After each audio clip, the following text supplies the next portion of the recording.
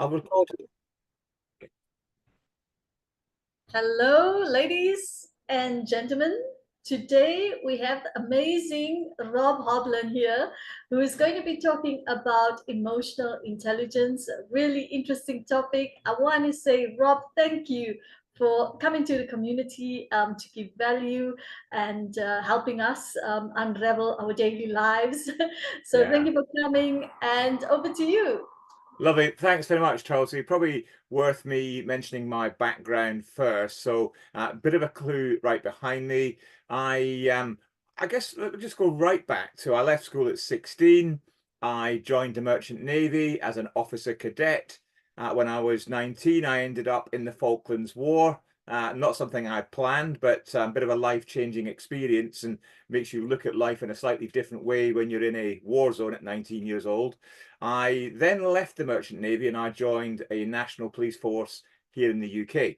Very ambitious, and I'll talk about that maybe later on, about ambition isn't always good for you, but very ambitious. And I went through the ranks in policing fairly quickly, and I did 30 years service, and I ended up for my last 10 years as a chief superintendent. That's my actual hat behind me that I wore for my last 10 years of my career as a chief superintendent. During that time, I did an MBA with the Open University, and in 2005, I was probably on the most diverse course anybody in the world could want to go on, with 97 people from 47 countries for a whole year, and we looked at strategy and things that would maybe impact on regions around the world. As I say, 45 different countries, including a gentleman from South Africa who ended up being the head of your army. So there's an interesting one for you. So I did that back in 2005, and I left policing 10 years ago, almost to the day. Since then, I've traveled all over the world delivering leadership, management training, in which obviously we weave emotional intelligence. I'm an executive level coach as well. And probably the last thing I'd probably share before we go into more questions is the last couple of years, I have been traveling to Mongolia. So I've been to Mongolia 5 times. I go out there in a few weeks' time for my 6th time and share my leadership and management knowledge with mainly law enforcement people in Mongolia.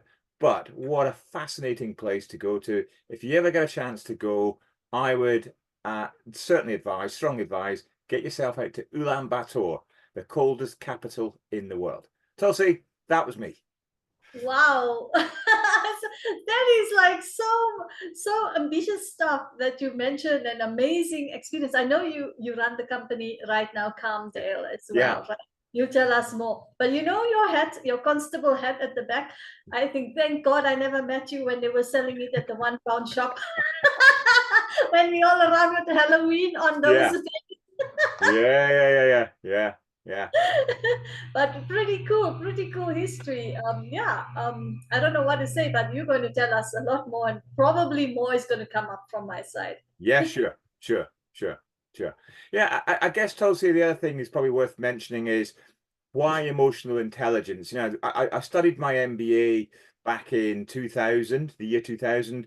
I deliberately took a 4 year sets of modules for it. So I did a certificate for a year, I did a diploma for a year, and then the MBA. So that kind of got me a little bit, but I'll be honest, back in 2000, I didn't know anything about emotional intelligence. I had no idea what it was. And then as I went through policing, I started to notice a guru called Daniel Goleman. So Daniel Goleman wrote the very first book on emotional intelligence. Funnily enough, it was called Emotional Intelligence. But even then, back in 2005, I hadn't bought the book. I wasn't aware of the book. And I think my awareness probably started developing round about 12 years ago, I would say. Around about 12 years ago, 2012, funny enough, around about when the Olympics were happening in London. So I started hearing the term, didn't really know what it meant.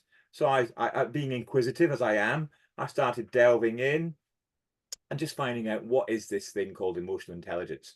They talk about leaders needing emotional intelligence. They talk about people at work needing it, people at home needing it. And I thought I need to know a little bit more about it. It didn't come up in my MBA in any way, shape, or form. And again, probably once I left policing, then 2 years later, that's when it really came to the fore, because I started doing coaching then, executive level coaching, back in 2014, 10 years ago. Feels like yesterday, but it was 10 years ago. And that's when I started picking up on the topic. So I still thought, what do I know about it? Not a lot. So I bought the book. I bought the Daniel Goleman book. And if there's one thing I would say to all of the people listening to this and watching this, if you want to learn more about emotional intelligence, the first book I would buy is Daniel Goleman's book from 2005. Pretty thick read, pretty heavy read in places, but definitely worth that being your starting point. So I then thought, well, what can I do with this knowledge? And I started reading it and I started practicing it. I then took an emotional intelligence assessment. There are not many psychometric tools out there to measure your emotional intelligence. A bit of advice I'd probably give, Tulsi, to our audience. There are a lot of free tests out online for emotional intelligence. None of them are what we call scientifically proven. So that's just something as a bit of a top tip. It can give you some scores in some areas of maybe motivation, empathy, self-awareness, but they're not what I would call true scores. You don't really know about self. But the one tool that is out there was first developed by a gentleman called Baron, spelled Baron with a hyphen in between the R and the O. So Ruben Baron, he first came out with a psychometric. Then a company in Canada called MHS did some more development in conjunction with Ruben Baron, and they have the psychometric test. Brilliant test. It covers 5 key areas, I would say. And what it also does, it gives you 16 elements of emotional intelligence. One of them is happiness. You can actually have your happiness measured psychometrically. How happy are you with your lot? Which is really, really good. So again, you hear people talk about, I've got a high emotional intelligence, Tulsi. So the question I would always put to somebody that said that to me is, which bit? And that then we get a big stunned silence because they don't really know which bit. And you hear people saying, if you've got a high emotional intelligence, you're going to be really clever, you're going to be really good at what you do. And I would argue that's not the case. You can have a high emotional intelligence in some areas that get measured, but you could also have low emotional intelligence in others. So if I can, Chelsea, I'll give an example of what I mean by that. We could have somebody in our team who is really good at decision making. There's no quivering, there's no procrastination. Something has to be done pretty quickly, maybe a bit of a crisis. They are bang on, really good at making decisions. They may score 120, 130 on the psychometric score. The average, by the way, is 100 for most people globally. But this person scores 125, 130, you're thinking, fantastic. Then we measure their empathy, and their empathy scores 50. So we've got this massive gap of around about 80. The gaps should only be 10 or less to have what we call balanced emotional intelligence. So it's not necessarily about having high emotional intelligence, it's more about having balanced emotional intelligence. So when we've got somebody who's really high with decision making, but really low on empathy, what that generates is a lack of engagement and a lack of thought for those around you who will be impacted by those decisions. Somebody who's high decision making, low empathy, doesn't care about the people around them. And I've worked with leaders like that. I don't know if you've met people like that, Tulsi, or our audience has met people like that. So when somebody says to me, just to go back to my original piece here, I've got a high emotional intelligence, I always ask which bit. And that usually brings out that bit of a pause. As I said, there are 16 elements to emotional intelligence. We need to know what our score is on each of those 16. So I'll just have a pause there, Tulsi. I could talk about this all day, but I'm just conscious you're there as well, and you might want to ask me a little bit more. Yeah, wow, that is really interesting. So I came across emotional intelligence maybe, say, probably 5 years ago. Mm-hmm. You know, when I started to look at, so I was working in IT environment, and I was trying to, I was journaling every day, Yeah. and I was thinking there's something, if I've done something in my past differently and I got the results like that in that pattern, Yeah. there's something others are doing that I could learn.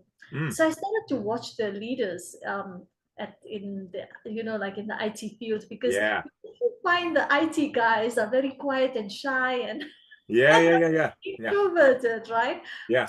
I said, I could learn something from these guys, and I started to observe them, and I found them in a successful company. I said, well, wow, they could come so far. They must have done something right.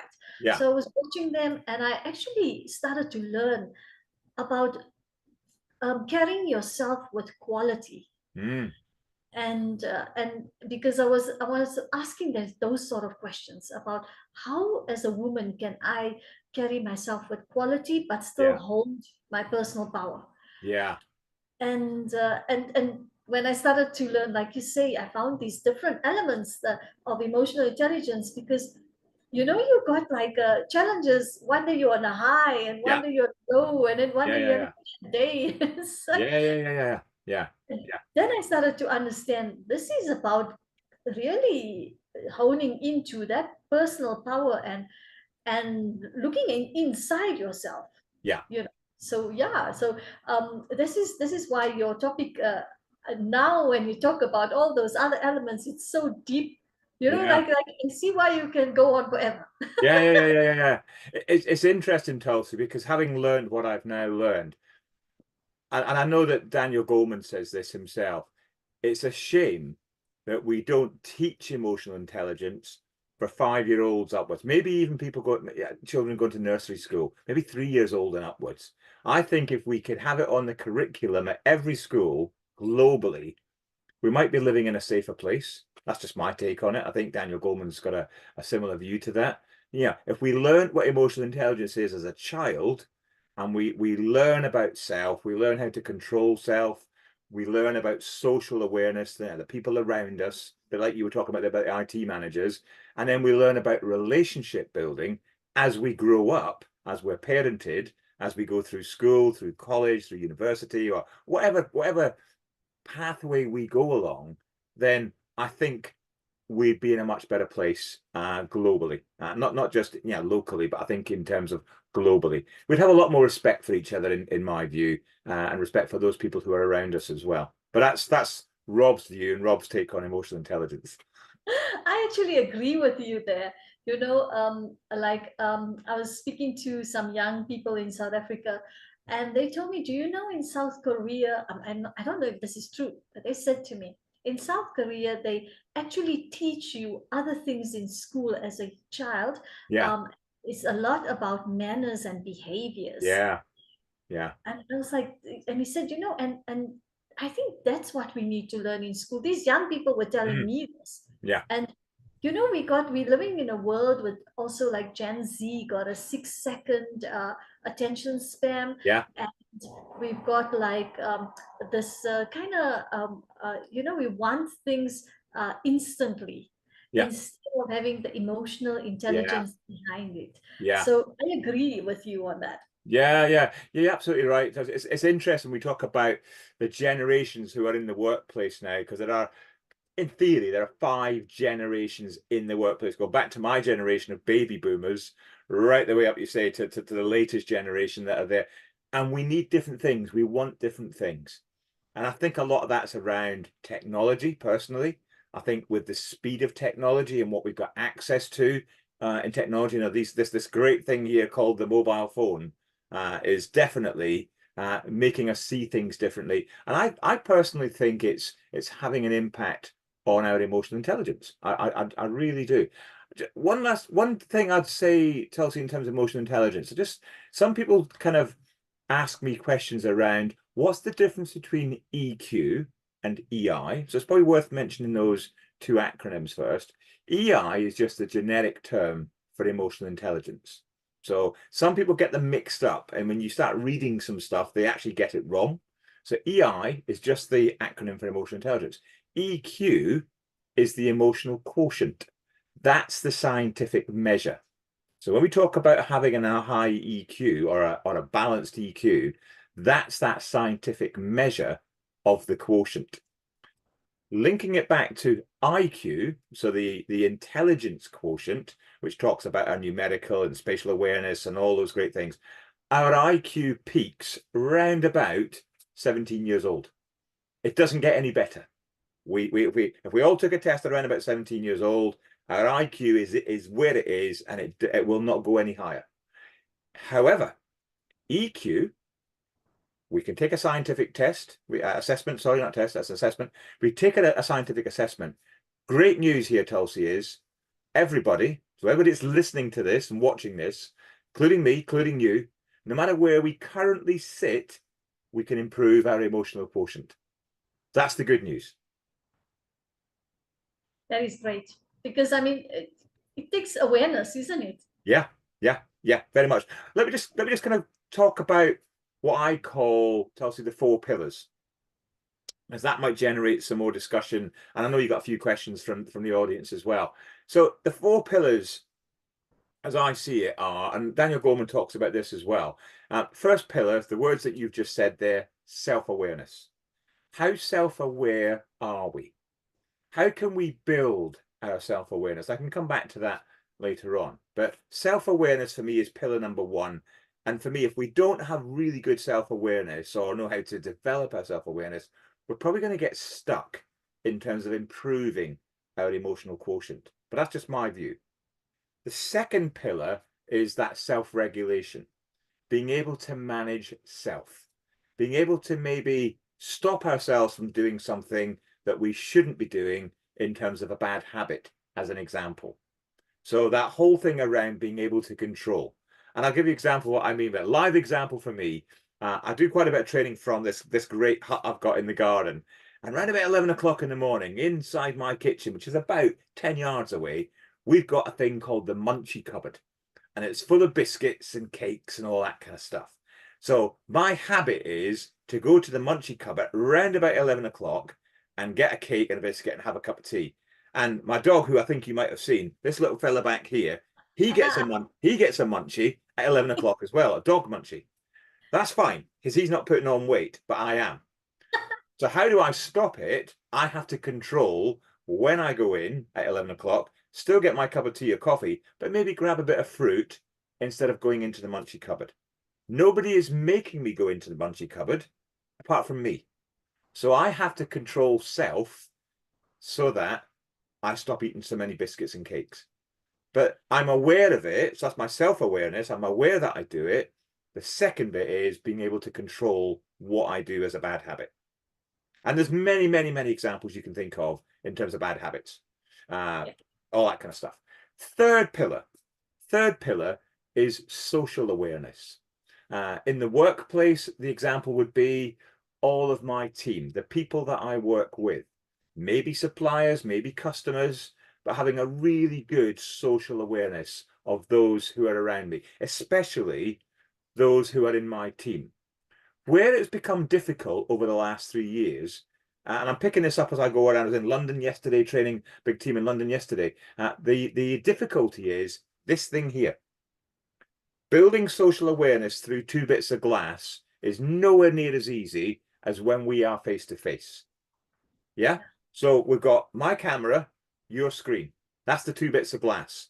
We are thousands of miles apart from each other, but we're only really normally getting this thing here, the head, maybe the shoulders, in terms of non-verbal communication. But when we are together, we can really see facial expression. We can see the eyes. You know, we can see all the twitches and all that. We can see these lovely things called hands. You know, we talk with our hands and the whole body movement. So that's what we lose in terms of social awareness when we're through 2 bits of glass, in my view. So it's great to be with people, and humans were designed to be with humans. We weren't designed to be miles apart through 2 bits of glass, wherever we are in the world, from that side of it.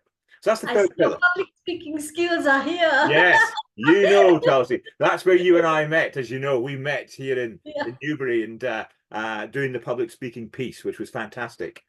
So the fourth pillar, Chelsea, is if we've got self-awareness, if we know how to control self, if we're good at getting that social awareness stuff going on, we are then looking at the 4th pillar, which is relationship building.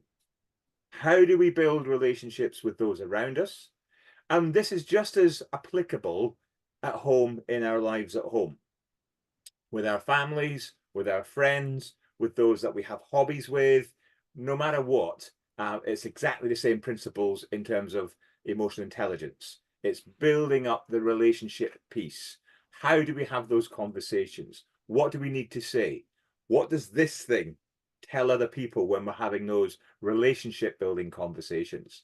You know, do we roll our eyes at people? Do we smile at people? All of those things. And as I've mentioned, it's just so much more difficult through two bits of glass. I'll stop at that, also in case you've got any more questions on that. The little fella's looking out to see when his munchies come. I've mentioned the word, so I've probably a little bit, actually, six minutes for him, and it probably is munchie time. You'll have to wait. Yeah, and I was wondering what is he looking at? Yeah, Is he really? he's, But he's probably also enjoying the scenery. But yeah, there's a video on TikTok about saying your dog's favorite words in yeah, a conversation. yeah. He knows Let's munchie. see how they react. He knows what his little ears are up. He knows what munchies are. Bruce, what's a munchie? Where's my What's a munchies? munchie? Where's it? Where's it? Yeah, he knows. He knows. Your dogs Yeah, are smart. yeah. Like that. Yeah, but he Your also dogs knows, are, Dad, you're not allowed to have cakes and biscuits from the cupboard. I can have mine, but you're not allowed to have yours.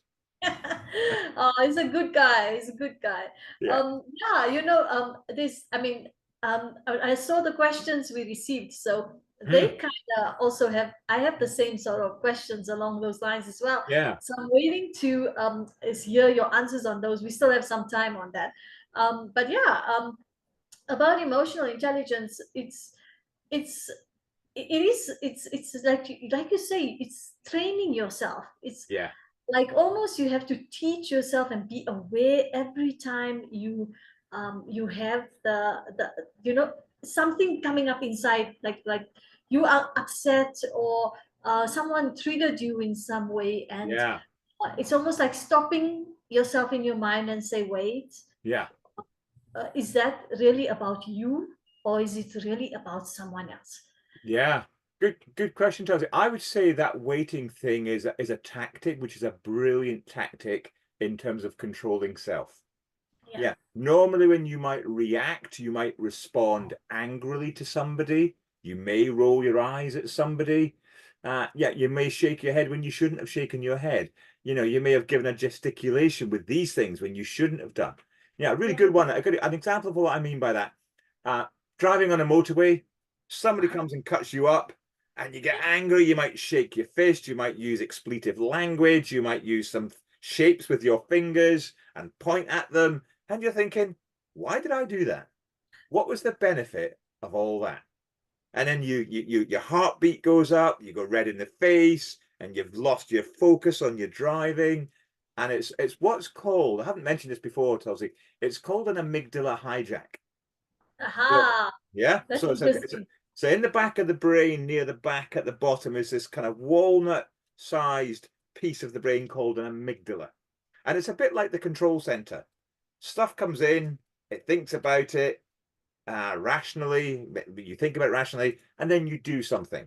And what's happened with the example I gave you with the car that cuts you up is it just bypasses the amygdala and you get that flight or fright action. And what you've done is you've gone in and you've gone in and done something, then reflected and thought, why did I do that? Or you might have somebody in the car with you who looks at you strangely as you've made these funny words and reactions and all that, thinking, why did you do that? What was the benefit? There's no benefit. If anything, it's dangerous because you've left your hands off the steering wheel, etc., etc., etc. So the Yeah. amygdala hijack is what it's called. Another example, if I may, Tulsi. So we walk down the high street and we see in the shops sale 80% off. And we go, wow, I'm going to go into that shop and I'm going to buy the trousers. I'm going to buy the shoes. I'm going to buy the hat because it's 80% off, right? And we buy it and we put it in the bag and we go home and we put it in the wardrobe with the stuff from 4 weeks ago that was in a previous sale and that hangs on there and we never wear it. So what we haven't done is thought rationally, do I need the shoes, the trousers, the hat, or whatever it is at 80% off? No, I don't. What you've done is thought you've got a bargain, but rationally thinking it through, you didn't need that item to buy. So that's another amygdala hijack we have when we're out shopping. So I don't go shopping, so I don't have those amygdala hijacks. And he's lucky over there. He doesn't have to go shopping either. Yeah, exactly. He hates shopping. He hates shopping. Yeah, he likes munchies, but not shopping.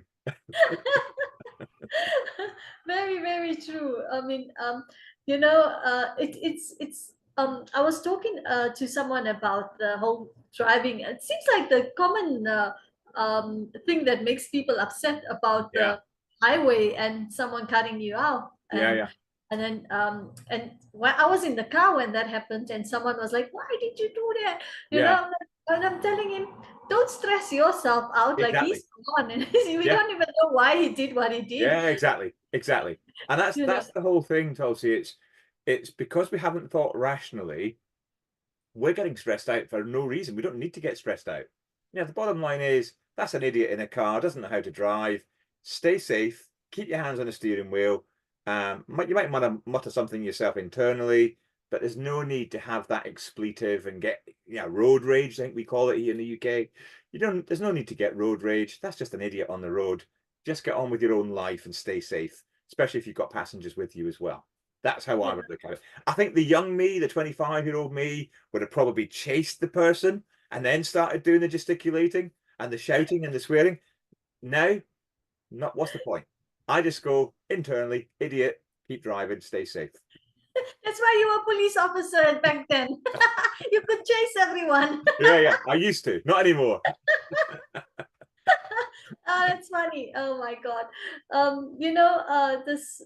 Sometimes, like over the recent years, I've been from, when you look at the past and you say, okay, I'm gone more wiser now.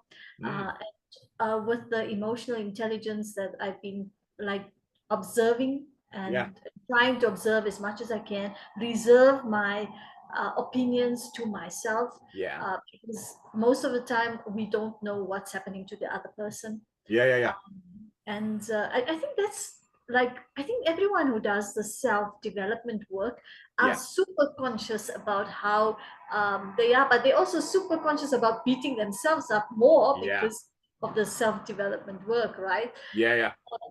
And I started to say to myself, well, like a cloud, like meditation, it happened, let it Yeah, pass, reflect on it, yeah, but know which fights are worth fighting yeah, and exactly. which ones are just keep quiet about. Yeah. So what you're saying there, Taz, is really good because that's around rational thinking. That's thinking things through. In emotional intelligence, the measure that we use for that is what we call reality testing. So we can actually be measured around us testing reality. What does that really mean for me? What does it mean for my colleagues or my family or my friends? Like you say, do I really need to go into battle on this one? Or do I just walk away, count to 10, and just think, do you know what? It's not worth the energy. It's not worth the stress. And that's really good reality testing, which is another measure that we have as part of the 16 that I mentioned before. That's one of the 16 that we measure. Reality testing is a really good one. A bit like decision making. That's another one. Yeah. Oh, Yeah. tell So us more about that.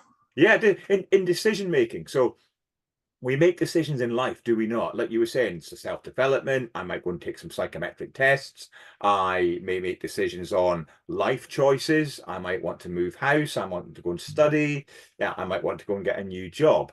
But when we're in decision-making mode, what are we thinking about as part of that decision-making process?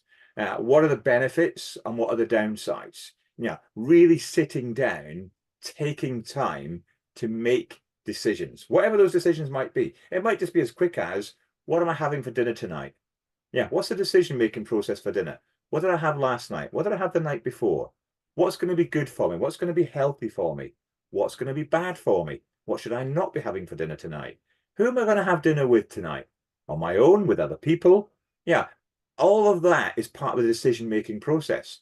What's going to be my most enjoyable dinner to have tonight in part of that? So it's around, what else do we think about whilst we're making the decisions? What information do we have? What information do we still need in terms of making life choices, as an example? So with decision making probably comes, I would say, in parallel, is that reality testing piece. Yeah, they're thinking about, well, if I do that, what does that mean? If I don't do that, what does that mean? And it's all part of that rationale piece that I mentioned in the amygdala, the control room. The amygdala is the control room. It brings all that information in, helps you to make your decision. And it's around the decision for you, but also the decision for those that you are around. We haven't mentioned this yet, Tulsi, but empathy is another measure. I mentioned that earlier on. I mentioned the high decision making, low empathy. Yeah. We need them to be balanced. And it's that whole thing around what do we mean by empathy? Probably the most common expression we hear is walking a mile in the shoes of another person. You know, what are they feeling? And I actually take the empathy detail a little bit wider, if I may. I talk about seeing the world through the lens of another person. So not only what are they walking, what are they feeling when they're walking, what are they seeing? And I also talk about what are they feeling. So if I was in the skin of that other person, not only what am I walking, what am I seeing, what am I feeling? Emotionally, what are they feeling that I'm not getting? So that for me is true empathy, really almost putting yourself in the body of that other person and seeing it from their perspective, feeling it from their perspective, using those five senses, yeah, smelling it from their perspective. What are they getting? Then, based on that empathy, then make our decision. But I think empathy, Daniel Goleman talks about empathy a lot in all of the pillars, as he mentions those pillars. And I think having a really good score on empathy, balanced with the others, is a great place to be. Oh my I just, God. I yeah, got so much to ask you, but I'm just like, okay, we got three questions. Maybe yeah. we should Let's go through first the three go through questions. them.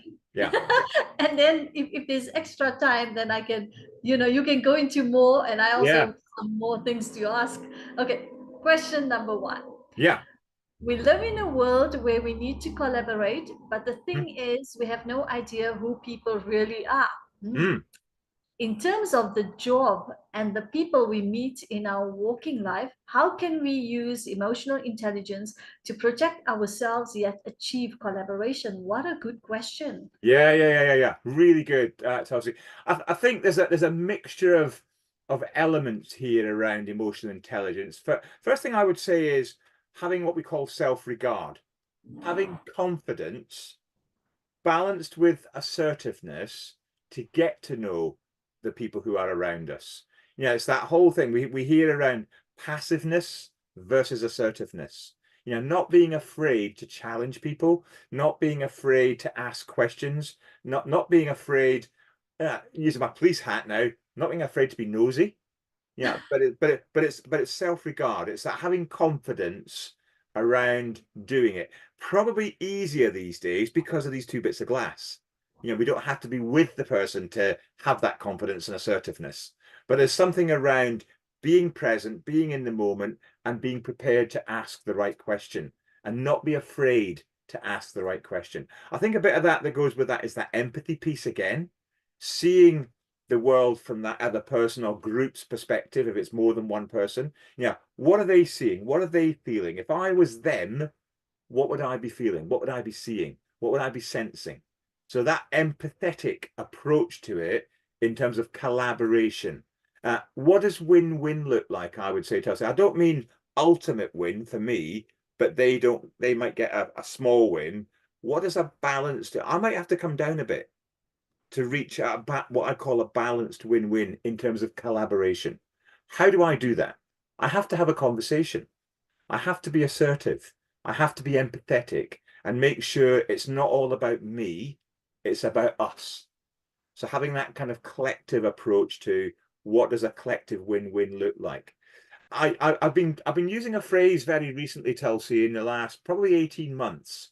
When I talk about somebody, for instance, has been promoted, first time maybe as a team leader, and they join a group of people who they may have never met before. And I talk about expectations. I think this fits in to the answer to this question. And it's probably something that we can have a think about in life, not just in the workplace. So we meet somebody, and I know you've got a question on relationships. I think it links to that as well. But when we are with somebody, what's your expectations of me? And I always ask them first, then tell them what your expectations of them are. So we share our expectations. So we've got a really good background knowledge of what each person wants from each other.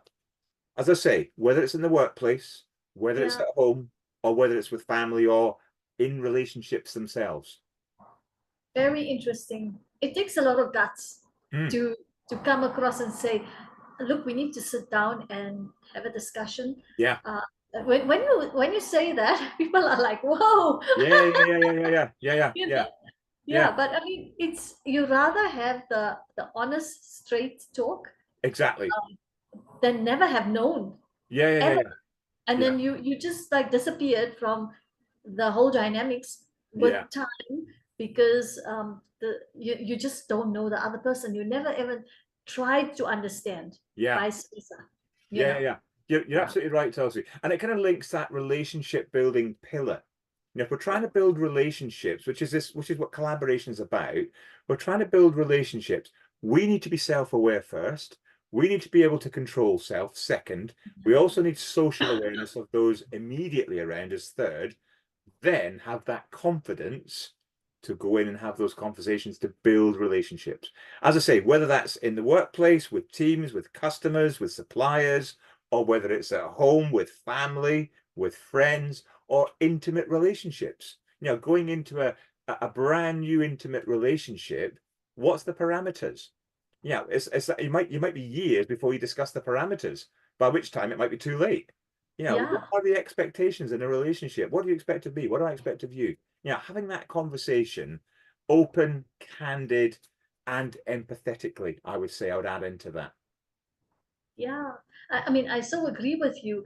I know some of you in the community recently, and over time, I've I've met you through school, etc., and on the street. Yeah.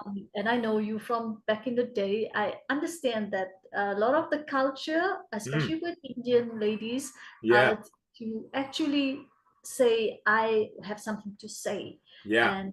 and can we discuss this? I think Yeah. that's more healthy because Absolutely. before you go into something that you lose the boundary with. Yeah, yeah, yeah, yeah. I agree, Chelsea. And that for me is the example you've just given me there, or giving us, is that social awareness piece. And it's Yeah. really, and that's why I love traveling around the world, just to get those cultural differences. I've been to South Africa, as you know, I've been to Ghana, I've been to Kenya, I've been to Oman, I've been to Saudi Arabia, I've been to Ukraine, I've been to Mongolia, I've been to the US. Culturally, people are different, and we shouldn't try and think that what works in Boston is going to work in Johannesburg, because Yeah. it's not. We know it's not. And that's Yeah. what I mean by social awareness. So if we're traveling, as an example, do our homework. Do some studying, do some reaching out to people who have either been there before you or are in the place where you are going to ask them what works, what doesn't work. That whole empathetic approach, seeing it and feeling it from the other person's perspective. That's amazing. Let me go to question two because I know we've Yeah. been going on that. Question two. Romantic relationships can be challenging at times as two people are on their own level and journeys. How can emotional intelligence enhance this sort of partnership? And how can we use it in challenging situations, especially during disagreements? Yeah, yeah, it's interesting, Chelsea. I think there are a lot of elements of emotional intelligence. And this could be an hour to answer this, but I'll try not to do it in an hour. I'll try to condense it down for me. I think there's a couple here. Well, there's more than a couple. I think let me just talk about a few. Emotional expression, not being afraid to express our emotions with our partner. If we're angry about something, we don't hide it. We tell them. If we're happy about something, we don't hide it. We tell them. I think it's about there's things like openness, honesty, transparency, and trust is probably the big one, real big one. Being able to trust each other in terms of what we do, why we do it, when we do it, how we do it, that trust factor. And not just in terms of couples and relationships, trust is also a thing around teams. It's all a thing around friends, as we know. and family and all those kind of things. People fall out with each other through lack of trust, I would say. As I mentioned before, happiness, we can measure happiness and emotional intelligence. How happy are we in a relationship? When I'm coaching, Tulsi, I use a scale of 1 to 10, not just for happiness, for any of these things. I talk about, yeah, trust. On a scale of 1 to 10, how much do we trust each other? And I give my score, they give their score. And I say, we can do it with teams, we can do it with individuals, but the 1 to 10 scale is a really good scale to use. And if we're using a 1 to 10 scale, never say to somebody, if you give me a 7, what do I need to do to get to 10? Always say, what do we need to do to get to 8? Just move it one little chunk at a time rather than big bang, go for the 10. Because 10 is not something that we can keep constantly, but it's something we can strive for, in my view. A few others we can talk about in relationships, reality testing. You know, yeah, testing each other out. Let's try something. Let's try something new, whatever that means. Whether it's intimate, whether it's going somewhere, let's go for a holiday to Australia. Well, I don't like Australia. How do you know? You've never been? Well, I've seen it on TV. I don't want to go. Okay, then let's just talk a bit more about that. What is it about Australia you don't like? Where would you rather go? Okay, then let's go to Mauritius. Okay, we both want to go to Mauritius, but it's having that conversation and being able to trust each other. And as I said, being open and being transparent as well. There's something around optimism in a relationship as well, Tulsi. How optimistic are we that this is going to last? Yeah, especially if it's a brand new relationship. We're doing that forming, storming, and norming piece in a relationship, getting to know each other. So that whole thing around optimism. Yeah, I'm really going to give it my best effort. Well, what does that mean? What does your best effort mean? Let's just talk that through. Let's just talk through what best effort means. Tell me more. Explain what best effort is. Describe what that's going to look like for both of us. If I know what that is, I'll give my best effort, but I need to know what it means. And that's where I go back to openness and transparency and stuff like that. Yeah, wow. It's very challenging, isn't it? Relationships, because you Yeah, have to yeah. it's like it's all in each other's timing, Yeah, not yeah, like and yeah, yeah, to open up, to yeah, open the box. yeah, yeah, yeah. Open the box. I'll share something with you, Chelsea. I don't usually share this very often, but I've known you for quite a while now. I don't know if I've said to you before, but I was married for 12 years first time round, and I was so focused on my career that I forgot about my family. And I wish I'd known about emotional intelligence 20 years ago, maybe even 25 years ago. I wish I'd known then what I've known in the last 5 years. We Because I all was, say that. We all saying that. yeah, yeah, honestly, I was so focused on going up the career ladder and I achieved it, but there was a cost to it. And the Yeah. cost for me back then was my relationship with my then wife, and even to some extent my children. I've still got a great relationship with my children, but it could have been better had I gone a bit wider and focused on social awareness rather than self-awareness and Mm. self-control. I The forgot pillar balance, three. Yeah, I forgot pillar the three. categories. I see what you're saying. Yeah, yeah, Yeah. yeah, yeah, I yeah. think, yeah, And it is a lot. yeah, and I coach now. I do executive level coach, and I don't tell people anything in coaching. I just ask them questions around what's the cost of this? Yeah, Yeah. great following the career ladder, great getting the money, great getting the rank and the kudos. What's the cost? And if it's going to cost your family, is it something you still want to do? Oh, you a lucky coach to have, because you're asking all the uncomfortable Yeah, questions. yeah, yeah, yeah, Yeah. yeah. And they are uncomfortable. Yeah. Absolutely right, Tossa. They are uncomfortable. But Yeah. again, we've got to be brave to go and do it, to go Yeah. and to go and get the questions asked, and That's then it. trust comes back into it. Yeah. Trust each other in that coaching relationship, to be able to be open and honest and say how we feel. Yeah, talk about how we feel, why we're feeling that way, and then kind of think about, okay, what's the options for taking things forward to make you feel better about self and your family and your friends and all that kind of stuff. Great. Yeah, we got very little time. Okay, last I'm question. so interested in this topic, it's so interesting. Yeah. Okay, let's go to question 3. When you were a police officer, can you tell us about one incident that really stood out that required emotional intelligence and Mm, how it served you in the outcome? Now, I think British police officers are really good. Like, I can see emotional intelligence through. yeah, yeah, yeah. You're absolutely right, Toss. He, here's an interesting one, and it might not be what you were expecting for this. Yeah, we deal with crime and we deal with incidents and we deal with injuries and deaths, all that kind of stuff. The incident that for me, where I had to be very empathetic, I would say, really empathetic, but also assertive, also a little bit of reality testing, I would say, is where I was I promoted at the time? I was promoted. That's right. I was promoted. No, wrong. Second time at a police station in the rank of chief superintendent, and I knew a lot of the people there, and I had a PA. I won't say what her name is, but I had a PA, and the PA said, "Rob, great to see you back." There was something like an 8-year gap between me first being there as a chief superintendent, and I was when I was first promoted. 8 years later, I got there again, and the PA was the same PA second time round, and she said, you might not be aware, but the business manager, and again, I won't name him, the business who's very senior, he's probably a civilian, but one below me. I was his boss. Okay. Um, she said he's been saying things, sexual innuendo things to me, and I'm not happy with it. I reported it to the previous boss, and he didn't do anything about it. I'm just letting you know I'm not happy. This is the kind of things he's been saying. So I said, okay, then I'll deal with that. Within 2 days, Tulsi, 3 different females came to my door and told me the same person had been doing the same thing to them. Always on a one-to-one, never with anybody present so that had witnesses. It was always one-to-one. One, you could think, oh, did it happen? Did it not happen? Two, is that now coincidental? Yeah. Four, it definitely happened. Yeah. Yeah. So I've got to be very empathetic with the 4 people. 2 of them were in tears when they told me. That's how bad it was for them.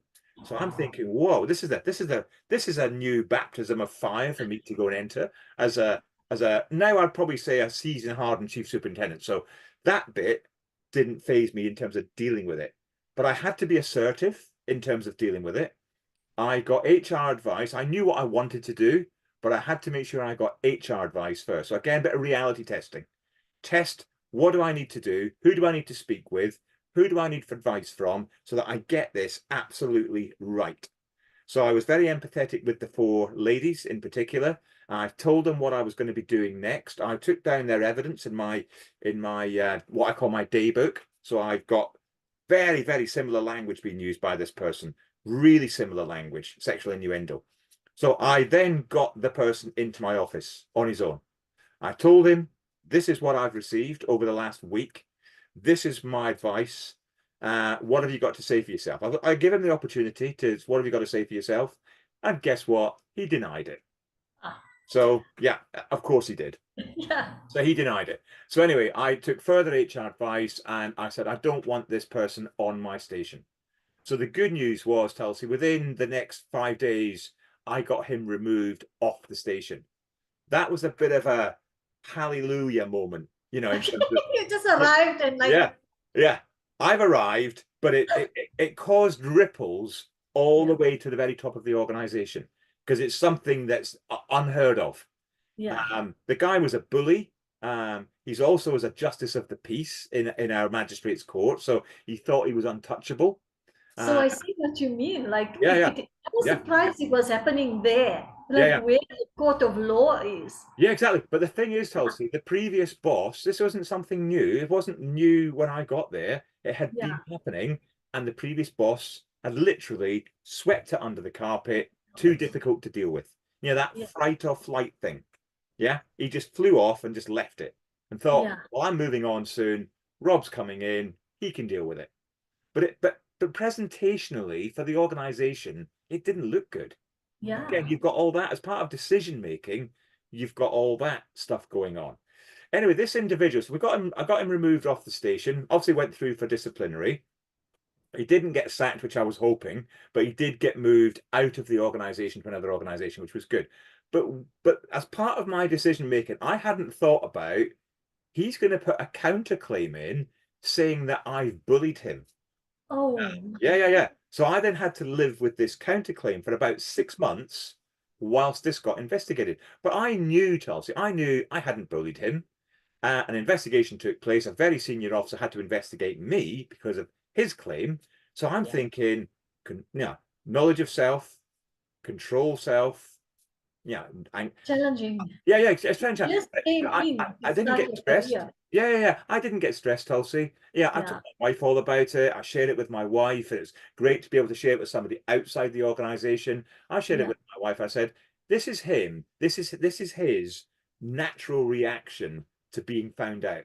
That's how Resistance. yeah, yeah, Yeah. Instead of like just change yourself. exactly. Yeah, he If you needed to make a change. mistake now, will you just be quiet? And Hmm? that's like the reaction of what you say, someone who's used to breaking the rules and Yeah, laws. exactly. And getting Yeah, away with it. And getting away yeah, with it, and Tulsi. That getting was the away thing. with it. He had a reputation at the station, big station as well.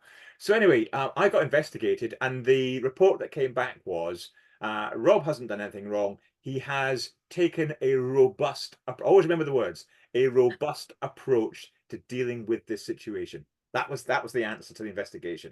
But I was relieved about it, and as was my wife as well. And I just said I knew that it would be fine, but it's just you've got this investigation hanging over you for six Yeah, months. It didn't happen quickly for whatever reason, and he got moved on.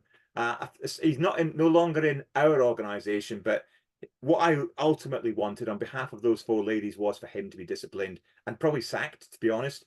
I don't think it was enough of the threshold to get him sacked, but we got him moved off the station, so I got rid of the problem. yeah. That was the thing for me. And then Very brave. yeah, Very and then brave. what we got, Tulsa, we've got then a very happy team, Yeah, really happy team. He was replaced by a lady, funnily enough, that came in and worked for him. But a really happy team. But I guess then the lady that replaced him, she then became wary of me, thinking, Rob doesn't suffer fools. At the end of the day, I've got to be on the ball here to make sure that I then don't become subject of a discipline, which I wasn't doing that anyway. But what I yeah, liked about it was I got great feedback from the four ladies afterwards. They, yeah. they, they said very similar words to you, Tulsi, in terms of very brave of you to do that. We thank you for doing that. He was the bane of our life for the last 2 or 3 years. This wasn't something new.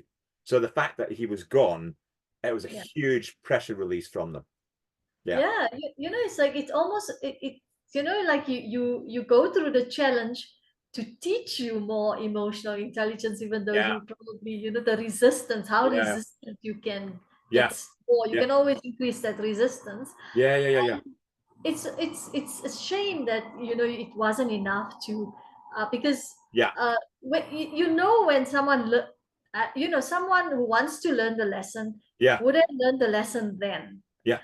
And sometimes, like, you just ask now, who's the next lot of people who are going to That's suffer that the was my consequences? concern, Tulsi. Exactly that. So wherever he goes, there are going to be And females somewhere along the line who are again, he won't have learnt his lesson, and he's probably they're gone going to suffer. smarter now. Yeah. I'd like to So think he's retired by now. He's probably 70 by now, I would guess. I'd like to yeah, think he's retired by now.